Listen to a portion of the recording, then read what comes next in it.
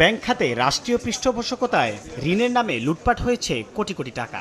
এর ফলে ২০০৯ সালে যেখানে খেলাপি ঋণ ছিল মাত্র ২২,৪৮১ কোটি টাকা, জুলাই অভ্যুত্থানের আগে সেই ঋণ বেড়ে ২ লাখ কোটি টাকা ছাড়িয়ে যায়। ২০২৪ সাল শেষে খেলাপি দাঁড়িয়েছে ৩,৪৫,৭৬৪ কোটি টাকায়।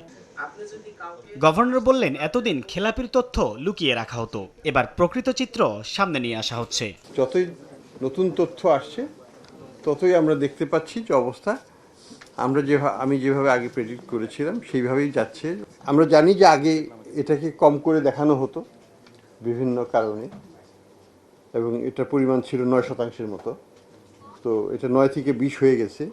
কেন্দ্রীয় ব্যাংকের তথ্য বলছে ২০২৪ সালে খেলাপি ঋণ বেড়ে প্রায় দ্বিগুণ হয়েছে। খেলাপি ঋণ আদায় করার পাশাপাশি দুর্বল ব্যাংকগুলোর গ্রাহকদের টাকা ফেরতের আশ্বাস দেন গভর্নর।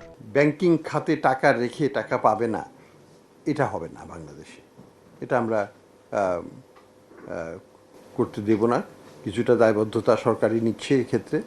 এটা সরকারের নীতিগত সিদ্ধান্ত যে ব্যাংক থাকুক না থাকুক ব্যক্তি তার টাকাটা পাবেই।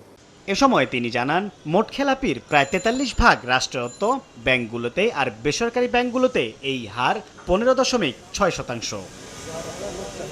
সাইফুল ইসলাম, সময় সংবাদ, ঢাকা।